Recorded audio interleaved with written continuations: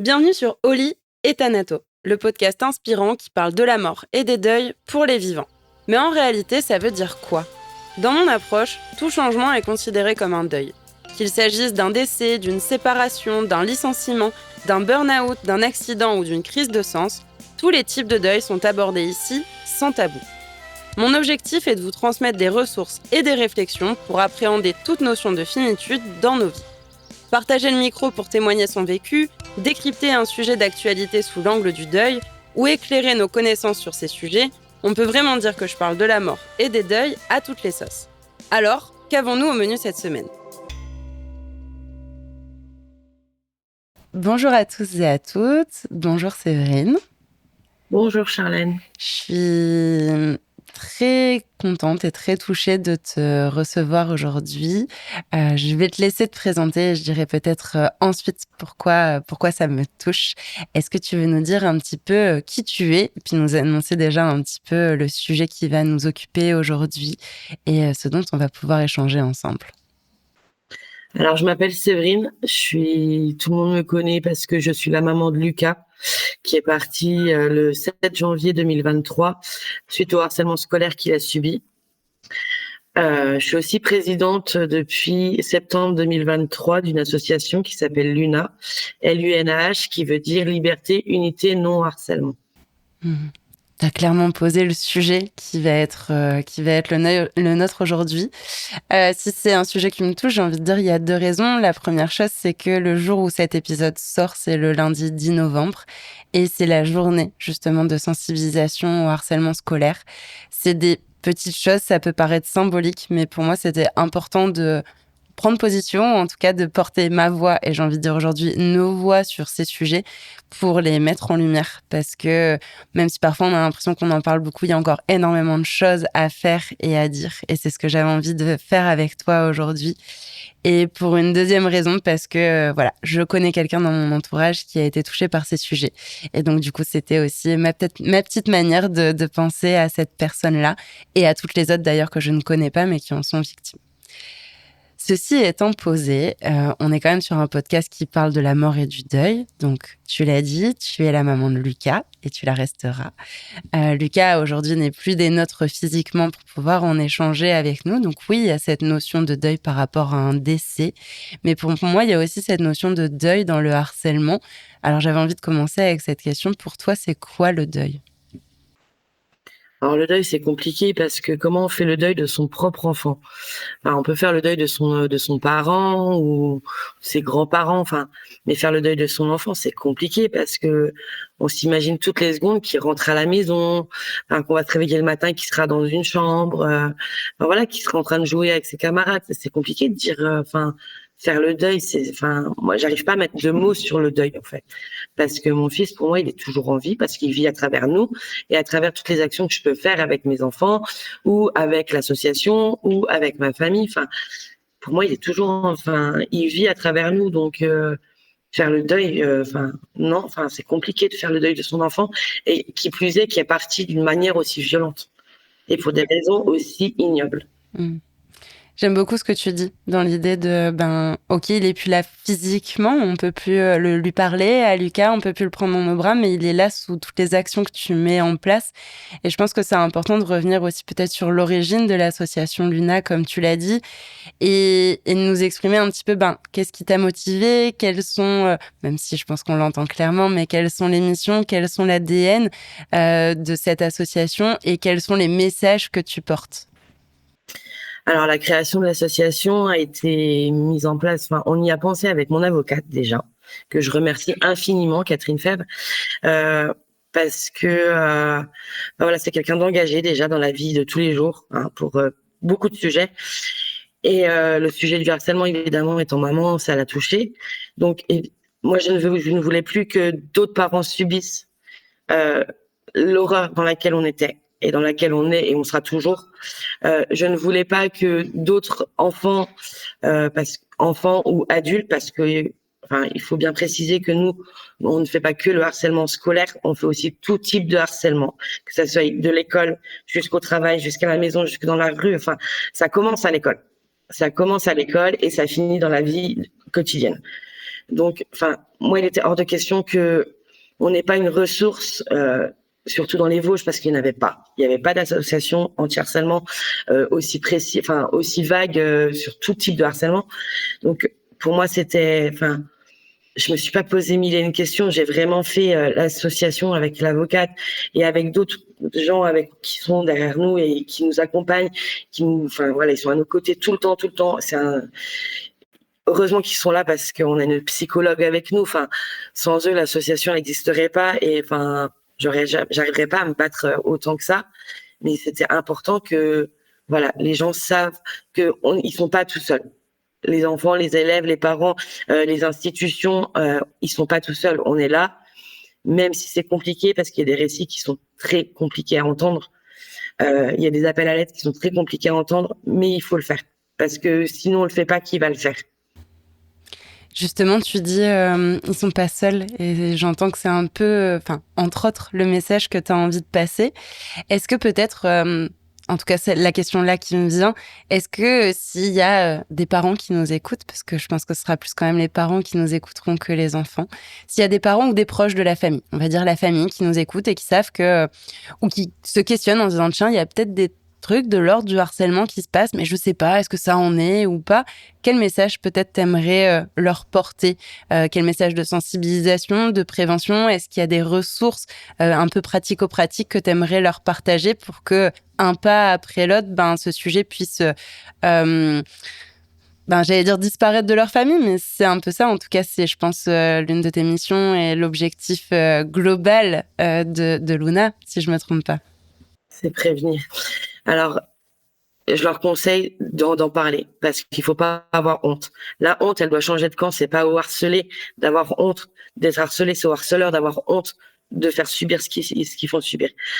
Faut pas hésiter à contacter les associations, les numéros, le 3018, les plateformes. Il y a beaucoup de ressources auxquelles on pense pas. Le psychologue, le médecin traitant, une infirmière. Il y a tous les métiers de la médecine qui peuvent nous entendre. La psychologue scolaire, il faut l'interpeller par mail, il faut demander un rendez-vous, toujours tout par écrit.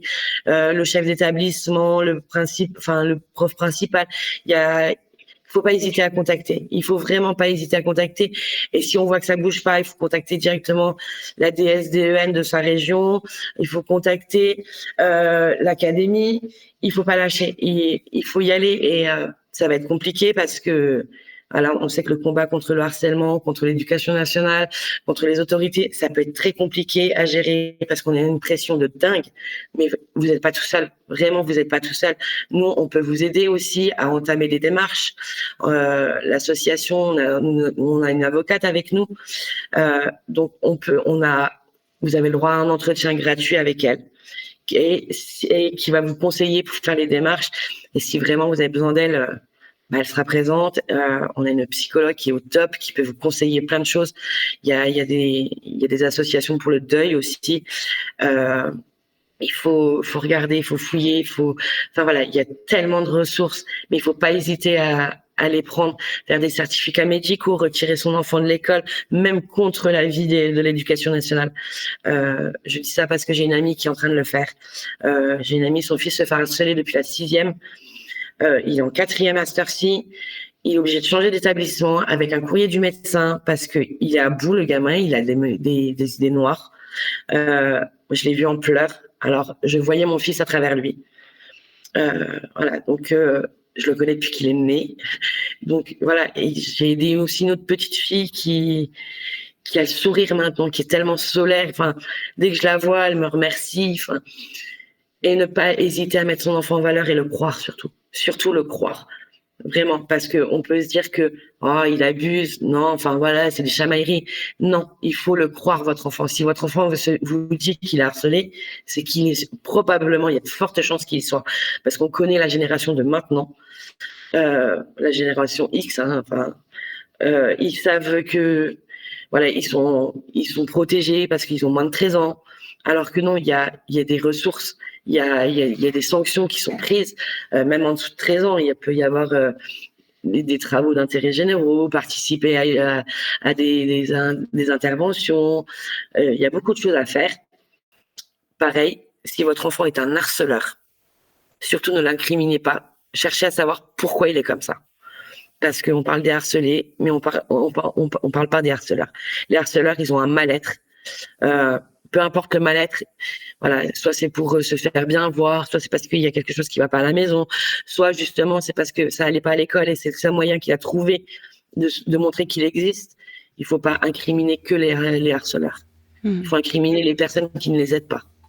Oui, l'environnement, enfin, il y a plein de choses qui peuvent justement jouer et c'est ce qui m'a beaucoup, quand on en a échangé ensemble, c'est ce qui m'a beaucoup touchée parce que on va dire que généralement, quand il se passe quelque chose, la première chose qu'on va faire, c'est trouver un fautif, trouver la responsabilité et dire, bah voilà, c'est à cause de ça.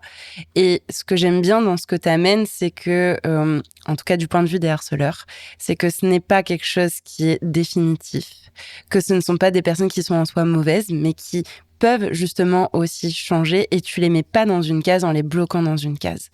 Et Il n'y ça, a c'est... pas d'enfant, il n'y a pas d'enfant mauvais, il n'y a pas d'enfant Voilà. méchant. C'est ça. Et ça m'a beaucoup touchée parce que bah il y a des choses qui peuvent expliquer. Ça veut pas dire que les actes ne sont pas mauvais, mais il y a une différence entre les actes et la personne qui commet ces actes.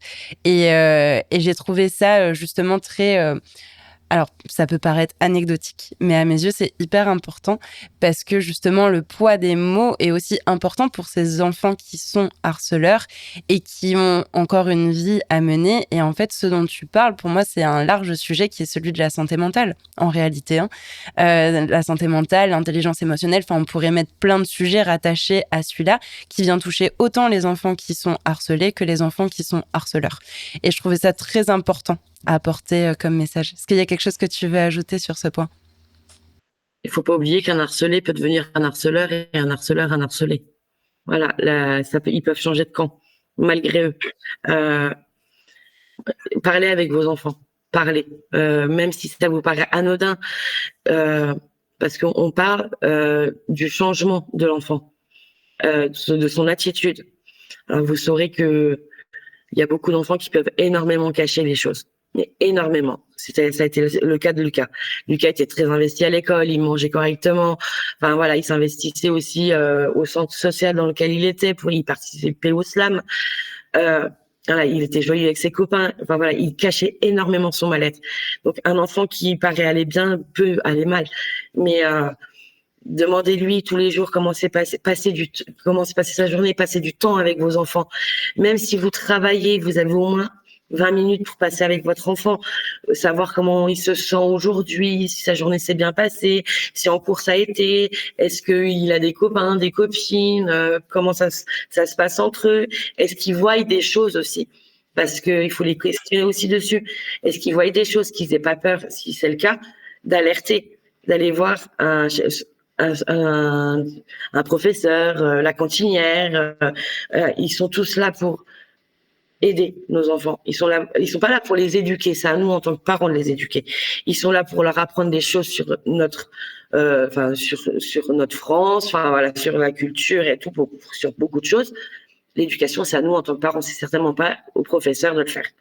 Ça, il faut bien mettre les choses dans leur contexte parce qu'on tape beaucoup sur les doigts des professeurs, alors que non, ils sont là pour apprendre des choses et pas les éduquer. Et je veux revenir sur un point que tu disais dans ta réponse précédente, c'est le fait de ne pas minimiser, d'écouter son enfant et de ne pas minimiser. Oh, il en fait trop. Oh, bah c'est pas si grave. Oh, bah ça va aller, ça va changer la semaine prochaine ou le mois prochain, ça ira mieux. Ça va l'endurcir et tout, alors que non. Ouais, voilà. Et ça, je trouve que c'est quelque chose qui est important sur lequel revenir parce que c'est aussi un mécanisme qu'on a tous dans des discussions, mais d'ailleurs, que ce soit par rapport aux enfants, par rapport au harcèlement, par rapport aux personnes endeuillées ou par rapport à tout sujet. Oh, bah, il ou elle en fait trop. Enfin, c'est des choses qu'on peut vite avoir en réflexion, qu'on les dise ou simplement qu'on les pense. Et justement, je trouve que c'est important comment... est-ce que tu as des conseils? Parce qu'on se dit, bon, bah ok, je minimise pas, mais qu'est-ce que je fais du coup? Est-ce que tu as des conseils un petit peu concrets pour ces parents qui pourraient nous écouter et qui pourraient se questionner sur ces sujets? Alors, comme j'ai dit déjà, prendre au sérieux les paroles de son enfant, vraiment le questionner tous les jours s'il faut. sans être trop oppressant, parce qu'au bout d'un moment, il va dire c'est bon, tu me saoules, maman ou papa. Parce qu'on se connaît, nous, en tant que parents, hein, on peut être un peu lourd, hein, faut le dire. Mais voilà, le moindre petit truc qui peut le blesser, qui peut lui faire du mal, pour lequel il va se sentir dénigré, que ça soit oh bah il s'est moqué de moi parce que j'ai eu une mauvaise note, ou il a dit que j'étais nulle, ou il a dit que j'étais gros, ou il a dit que j'étais trop petit, ou que j'étais mal habillée. Prenez en compte vraiment tous les dires de vos enfants. Et si c'est répétitif et que ça l'atteint émotionnellement ou psychologiquement, prenez en compte et faites les démarches, vraiment, parce que ça peut vraiment détruire et, et on peut arriver à des catastrophes.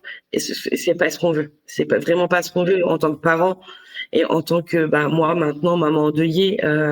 Je sais que personnellement, la moindre petite chose que ma fille subit à l'école, même si ça paraît anodin, j'en parle tout de suite à son professeur. Mais vraiment tout de suite. Je règle tout de suite la chose parce que, un, déjà, c'est trop. Deux, je supporterai pas. Donc, voilà, il faut vraiment prendre tout en compte et ne pas minimiser les choses. Parce qu'il y a la différence entre le harcèlement et la chamaillerie. La chamaillerie, oui, c'était plus mon copain, et le lendemain, il se reparle. Voilà, ça, c'est de la chamaillerie.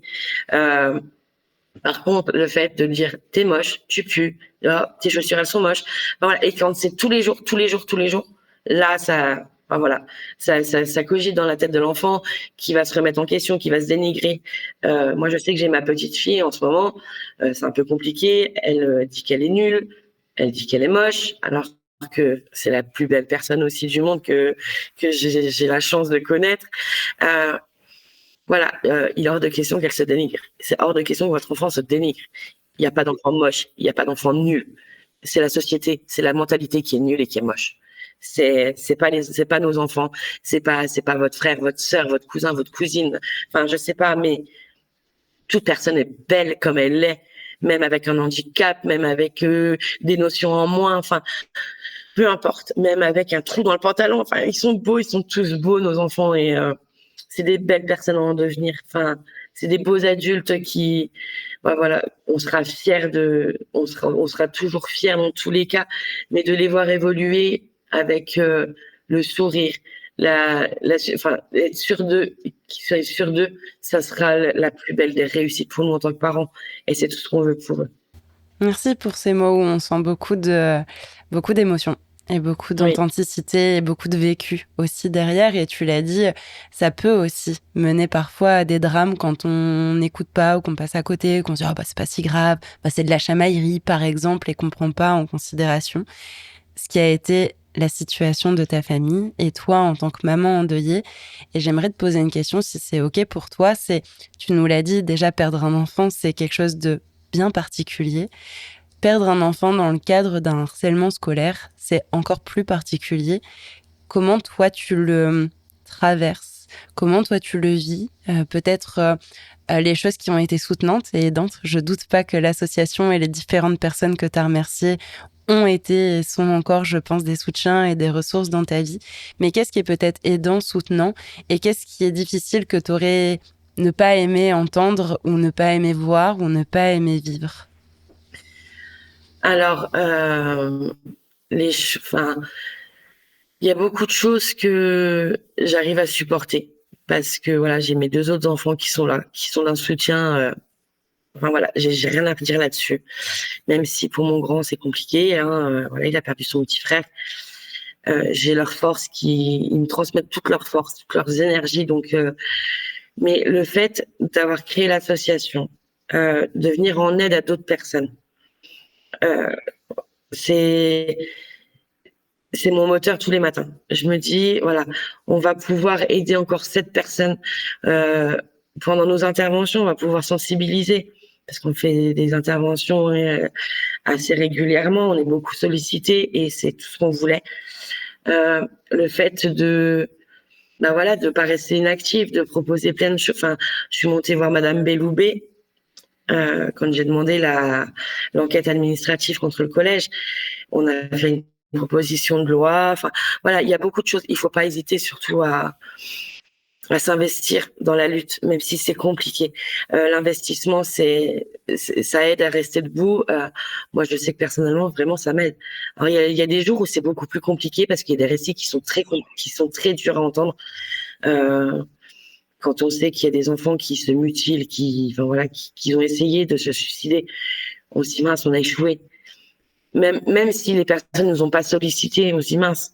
Enfin, tout ce qu'on peut mettre en place, ça a échoué et on n'y arrive pas. Mais quand on nous dit que l'enfant va mieux, qu'il est pris en charge, enfin voilà, ça redonne le sourire.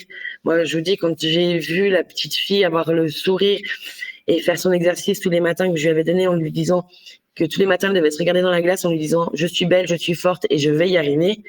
Je suis la meilleure », elle le fait et elle le sait. Elle le sait qu'elle y arrivera. Et maintenant, bah voilà, c'est une petite fille qui a un petit caractère, ça y est, elle s'impose et voilà, c'est une réussite, une réussite. Ça a été la première réussite. Quand on voit que les enfants arrivent à nous parler sans filtre, sans honte, sans crainte, sans avoir peur du jugement. Voilà, ils parlent, mais ils ont des choses à dire, mais on pense pas. Voilà, moi, l'écriture du livre aussi, parce que j'ai écrit un livre, ça a été une thérapie, ça a été très compliqué, ça a été des pleurs, ça a été des nuits blanches, des cauchemars, ça a été l'ouverture des cartons pour Lucas a été très compliqué. Il faut pas hésiter à prendre un suivi psy. Il faut aller voir le psy. Il faut pas hésiter. Ils sont là pour ça. Faut s'entourer de bonnes personnes, pas des personnes qui sont là pour faire le buzz, pour faire machin, pour dire oui je suis là et tout, alors que non, pas du tout. Il faut vraiment s'entourer de vraies personnes. C'est là qu'on ouvre les yeux et qu'on sait quelle personne est là, que ça soit la famille ou les amis. On sait quelle personne est là et quelle personne est là par intérim.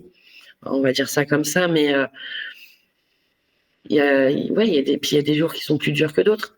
Il y a des dates, il y a des jours, on va croiser une personne qui va ressembler à la personne qu'on a perdue. Ça va être compliqué. Un rire qui va ressembler, une manière de s'habiller qui va ressembler, à la télé, un récit, une image ou quoi que ce soit.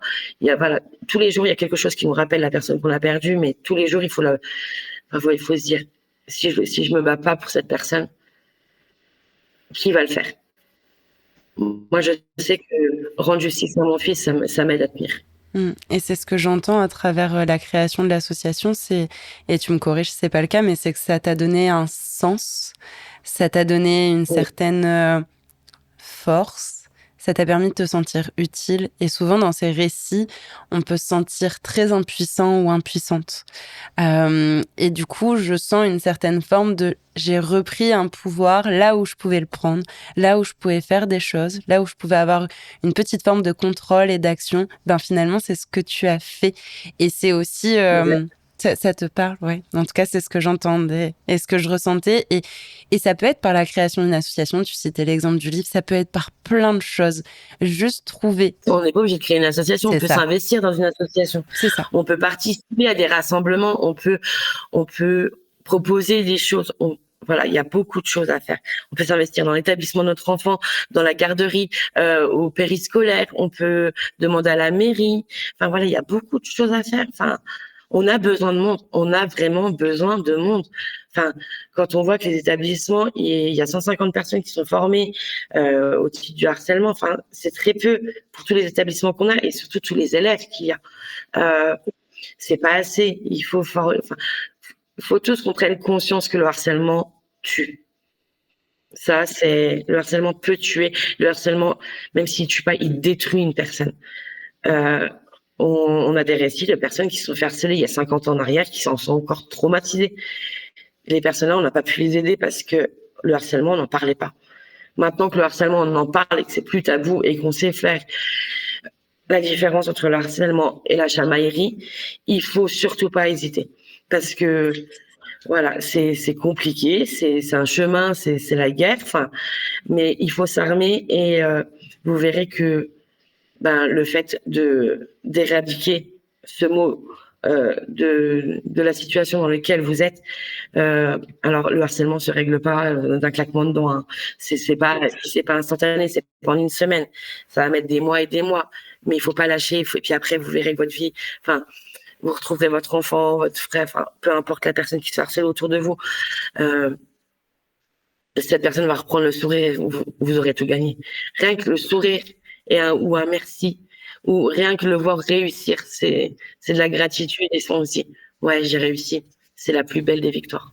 Et comme tu dis, avant, on n'en parlait pas ou peu et on savait pas réellement quelle était la définition du harcèlement. On faisait pas forcément la définition avec la chamaillerie. Et je pense que on a pu être harcelé sans en avoir conscience, connaissance ou poser le mot, comme on a peut-être pu être harceleur ou harceleuse sans même le vouloir, sans même poser le mot, la conscience aussi dessus, parce que justement, c'était des sujets qui étaient beaucoup moins échangés, beaucoup moins discutés. C'est beaucoup tabou. Voilà. Et est-ce que peut-être depuis la création de Luna, depuis ces différents événements, est-ce que tu as l'impression que les institutions prennent davantage au sérieux ces sujets plutôt, dans le bon sens, la phrase sera mieux. Ou est-ce que parfois tu as l'impression de te battre contre un mur, enfin un petit peu, j'ai envie de dire, en termes social, en termes juridiques, vraiment de manière assez large, avec les différentes institutions et structures. Toi qui es maintenant actrice dans ce milieu-là, comment tu vois les choses en étant sur le terrain, en fait? Alors, tout est mis en place. Il faut le dire, hein, l'éducation nationale met tout en place, hein, parce qu'on leur tape souvent sur les doigts. Alors qu'ils font comme ils peuvent. Comme je disais encore tout à l'heure, il n'y a pas assez de personnel formé. Et il faut dans un établissement, il faut vraiment former toute personne qui sont en contact avec nos enfants. Donc, ça part de la personne qui fait la garderie à la personne qui fait la cantine, au jardinier. Voilà, toutes personnes qui sont en contact avec nos enfants, qui font partie de l'établissement, doivent être formées. Et ça, il n'y a pas assez de ressources pour ça, que ce soit financières ou humaines. Il y a besoin de personnes. L'agrément, rien que l'agrément en tant qu'association est compliqué à avoir. Voilà, du moment où on fait des interventions, où notre casier est vierge aussi, parce que voilà, il faut quand même des personnes sûres. J'estime que l'agrément devrait être beaucoup plus facile à avoir. Nous, ça fait plusieurs mois qu'on attend.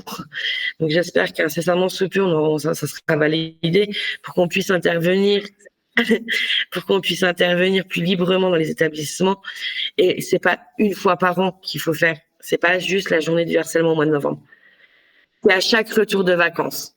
À chaque retour de vacances, il faudrait une intervention, il faudrait une piqûre de rappel. Parce que je vais revenir à l'histoire de Lucas.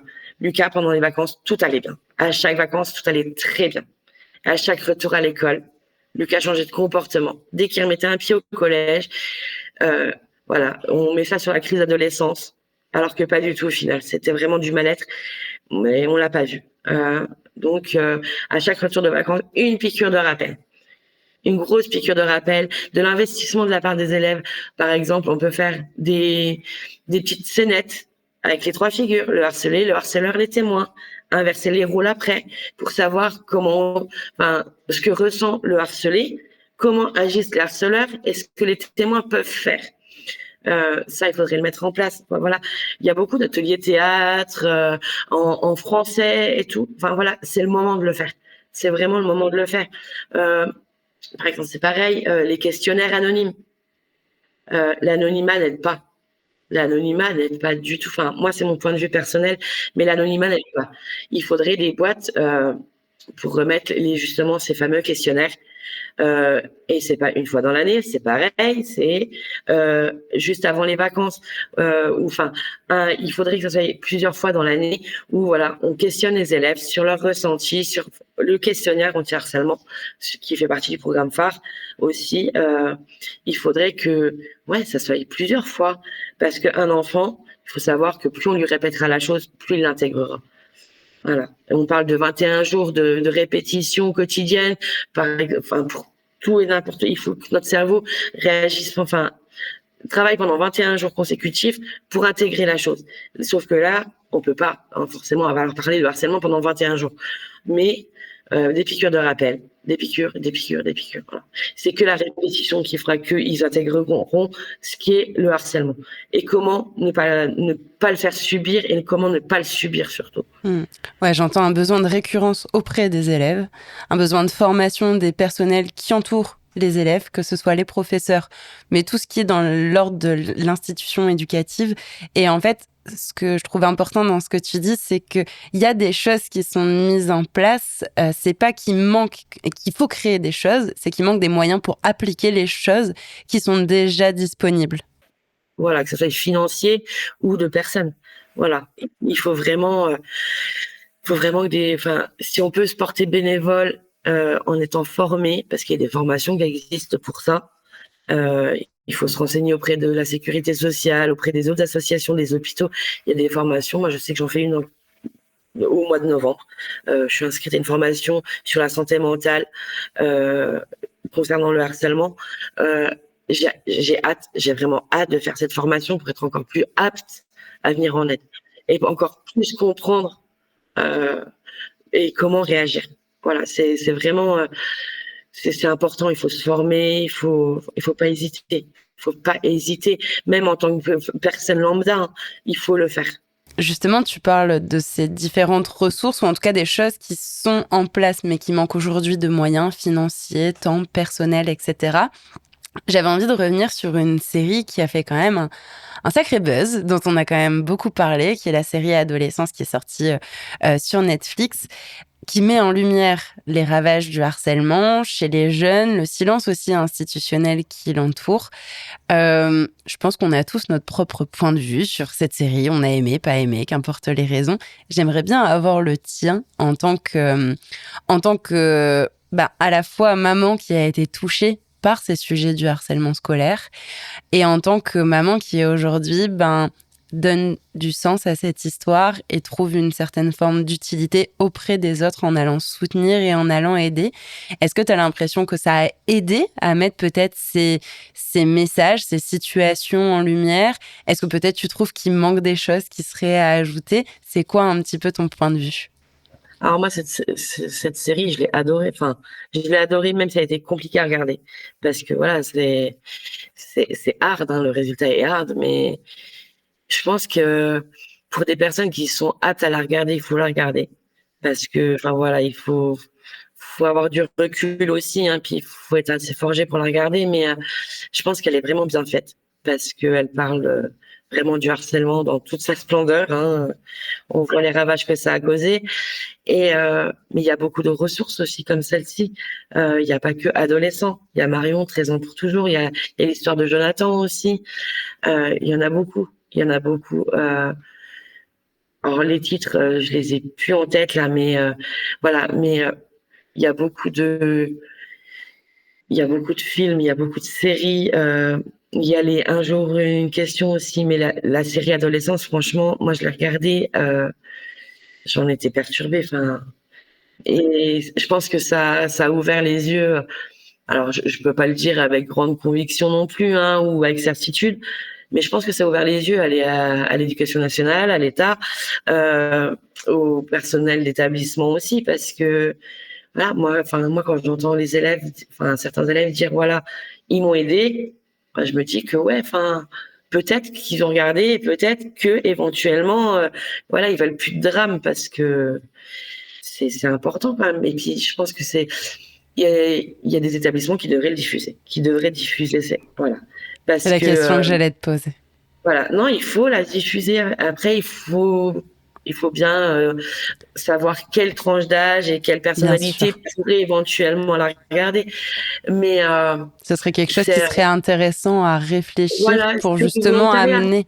Ouais. Il faut que ça soit du volontariat de la part des élèves aussi, parce que voilà, c'est traumatisant, avec l'accord des parents, parce que à moins En qu'ils fait, n'aient c'est lâché. encore pour moi un autre canal, une autre façon d'aller parler de ces sujets et de contribuer à faire bouger les lignes.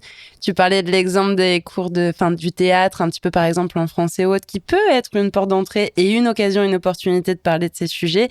Ce film peut être une occasion, une opportunité parmi tant d'autres, dans un certain cadre, de manière sécurisée, bienveillant, avec l'accord des parents. Enfin voilà, ça se fait pas comme ça en un claquement de doigts, on est bien d'accord.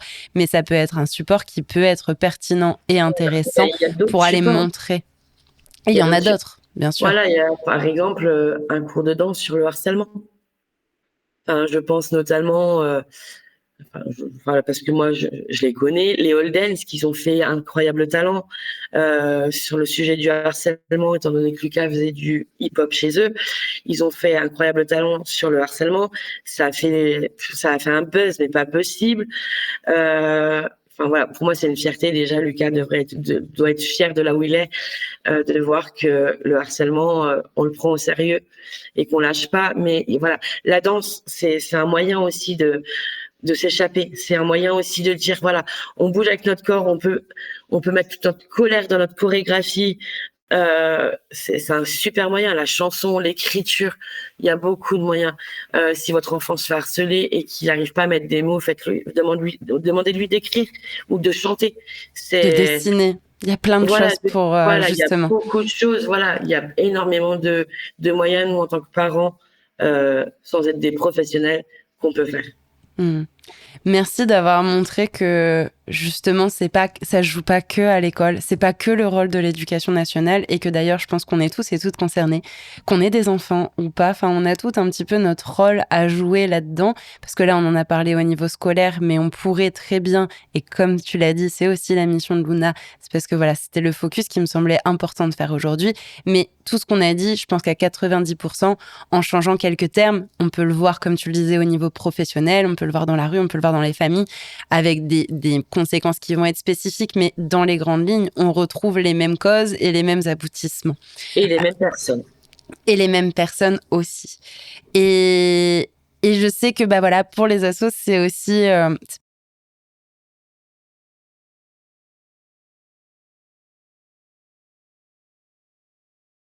pas des périodes qui sont simples actuellement, mine de rien. Et c'est aussi le but de ce podcast, c'est de pouvoir mettre en lumière des initiatives qui sont importantes pour notre société, en tout cas que je trouve importantes pour notre société.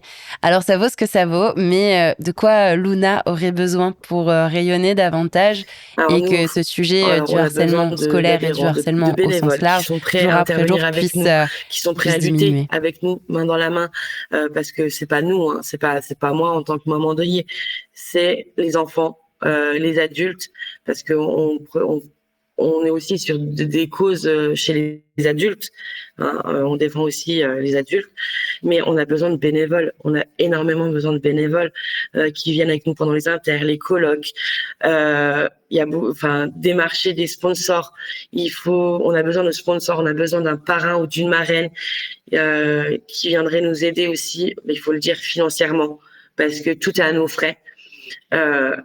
Mais on a besoin de vous. En fait, on a besoin de tout le monde. Plus on est fort, plus on sera fort. Et c'est pas parce que je suis la présidente de Luna que je suis plus forte que les autres. Non, non, je suis au même niveau que tous mes adhérents. Je suis aussi sensible que tous mes adhérents. Puis déjà, c'est pas mes adhérents, c'est mon bras droit, mon bras gauche. Enfin voilà, franchement, j'ai vraiment besoin de vous, de bénévoles, de votre temps, de votre patience, de votre écoute, parce que sans vous, on n'y arrivera pas. Sans vous, nos enfants n'y arriveront pas. Et ça peut être votre enfant qui aura besoin de nous un jour, ou votre cousin, votre cousine, enfin peu importe, ou même vous aurez peut-être besoin d'aide. Et je pense que s'investir dans une association, c'est chouette, mais s'investir pour faire grandir nos enfants, c'est encore mieux. Et faire grandir nos enfants dans la sécurité, dans la bienveillance, dans le être sûr de soi. Voilà, il faut qu'ils soient sûrs d'eux, nos enfants. Il faut qu'on leur donne les bons bagages.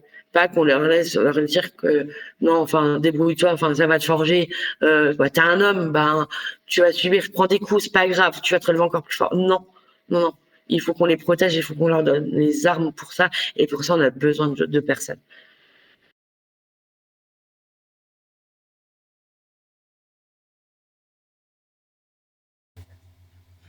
Merci pour tes mots et merci de m'avoir accordé ta confiance pour cet épisode. J'espère qu'à mon petit niveau, ça aurait été voilà une manière de mettre en lumière toutes les actions que Luna porte, de mettre en lumière l'histoire de Lucas et de montrer qu'il est toujours là, parce que ça aussi c'est important. Et que voilà, n'hésitez pas à partager cet épisode autour de vous, parce que parfois on se dit ouais mais non mais ça va déranger. Non, en fait c'est justement peut-être parce que ça dérange qu'il faut l'envoyer, parce que demain En faisant ce genre de choses, pour moi, c'est comme ça que ce sujet ne sera plus dérangeant. Parce que peut-être il n'existera plus ou moins, ou en tout cas qu'on aura des ressources et qu'on pourra en parler. Tous les liens de l'asso sera dans la description pour pouvoir vous retrouver, pour pouvoir s'intéresser à ce que vous faites, pour pouvoir trouver des sponsors, l'aspect parrainage adhérent, comme tu le disais, pardon. N'hésitez pas à parler. Je te remercie Surtout, n'hésitez infiniment, pas à Séverine. parler. Est-ce qu'il y a Et quelque on est chose, avec un vous, petit mot de et, la fin que tu souhaitais ajouter? on y arrivera, il n'y a pas de raison. Même si on n'y arrive pas tout de suite, même si c'est dans 20 ans, on y arrivera. Mais vous laissez pas intimider, parce que vous êtes bien plus fort. Enfin, tout le monde est une belle personne au final. Mais je tenais aussi à te remercier de mettre Lucas en lumière, de mettre toutes les victimes en lumière aussi, parce qu'il n'y a pas que Lucas. Et merci pour l'association, pour toutes les personnes qui nous écoutent, parce que, enfin voilà, sans votre écoute, sans vos partages, on n'arrivera pas à éradiquer ce fléau, et on a besoin de partager, d'aimer, et c'est tout ce qu'on veut. Merci beaucoup, Séverine, pour ce mot de la fin. Je te souhaite et je vous souhaite plein de belles choses avec l'asso pour qu'on puisse éradiquer ce fléau, pour reprendre tes mots, et je te dis à très bientôt. À très bientôt, merci. Merci. En parlant de ces sujets, nous leur faisons une place dans nos sociétés, et c'est ainsi que les tabous peuvent se lever. Je suis vraiment convaincue qu'il est possible de développer notre résilience face à la finitude et au deuil de nos vies. Si vous voulez soutenir mon travail, vous pouvez vous abonner et noter le podcast sur votre plateforme d'écoute. N'hésitez pas aussi à le partager autour de vous et sur vos réseaux. Merci pour votre soutien, et sachez que vous pouvez même faire un don. Si vous traversez un deuil et que vous souhaitez être soutenu sur ce chemin, réservez votre séance découverte pour me poser toutes vos questions et connaître ma philosophie d'accompagnement. Mais d'ailleurs, que voulez-vous au menu dans les prochains épisodes ?